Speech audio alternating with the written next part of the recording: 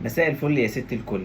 فيديو بعيد عن غسالات الأطباق بس برضو عن حاجة تهمك: حلل التيفال والجرانيت والطاسات.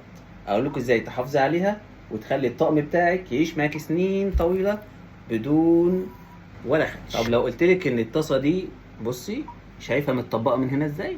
طب لو قلتلك إن الطاسة دي هي مستعملة، عشان تشوفوا بس أنا مستعملة، بقالها معانا 6 سنين، قولي ما شاء الله، ولا خدش ولا جرح.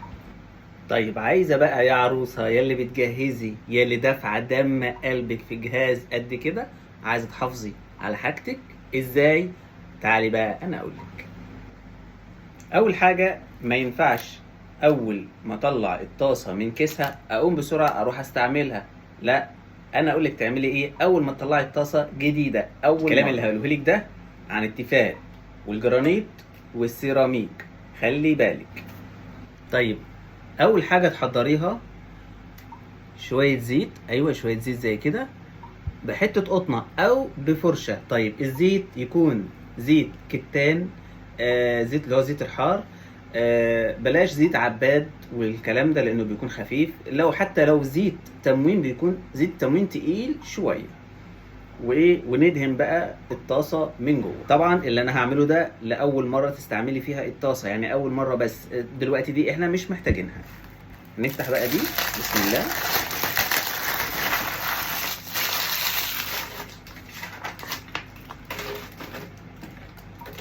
اول حاجه ننضفها اذا كان فيها اي ريش ولا حاجه بالشكل ده. تمام، نعمل بقى اللي قلنا عليه.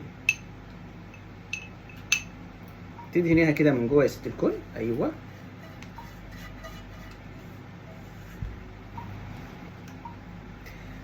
اهو يا جماعه بيبقى بالشكل ده كلها، وهنسيبها على الحال ده. بعد ما كده هنسيبها لمدة 3 ساعات. طبعا ده الكلام ده أول مرة لما تعملي الطاسة تطلعيها من كيسها، هنسيبها 3 ساعات والزيت فيها بالشكل ده. رجعت لكم بعد 3 ساعات، بعد ما حطينا الزيت الدافي، الزيت الدافي اللي ايديكي تستحمله. تمام، هنروح نغسلها.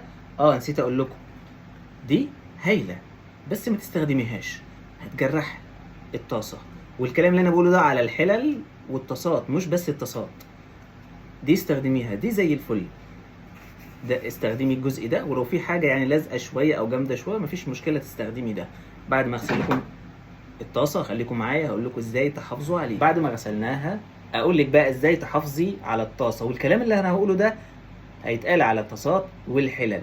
اول حاجة، لما تيجي تعملي فيها حاجة ما تحطيش الحاجة وتقومي حطها على النار على طول، لا، الحاجة هتلزق فيها مش تبقى تمام. امال تعملي ايه؟ اول حاجة تحطيها على النار، وبعدين تحط الزيت تسخن، وبعدين تحطي حاجتك يا ست الكل وتطبخي وتشتغلي. طيب بالنسبة للنار، انتوا شايفينها طبعا بتلمع لانها لسه جديدة، انما القاعدة دي القاعدة الحرارية، المفروض النار ما تعديش المنطقة دي. النار اخرها هنا، يعني ما تعليش النار على اخرها وتبقى النار هنا، هتبوظ لك الطاسة. ده شيء طبيعي. طيب خلصنا اكل، طبخنا وخلاص الطبخه استوت وكله زي الفل، نزلنا الاكل منها. اوعي تاخديها وتجري بيها على الحوض، لا، ما ينفعش. طول ما هي سخنه ما ينفعش تروح تحت الحوض، ما ينفعش تيجي عليها ميه. اتفضلي روحي شوفي اللي وراكي وارجعي. هنركنها لما تبرد ونحط فيها شويه عشان لو فيها حاجه لازقه تلين، وبعدين تغسليها وتدعكيها بالسفنجة اللي قلنا عليها. وزي ما قلت قبل كده في الفيديوهات، لو عايزة تحطيها في غسالة الأطباق حطيها، بس هتنقر مع المدى الطويل. أنا قلت لك طريقة غسيلها تحت الحوض سهلة جدا، ده أفضل.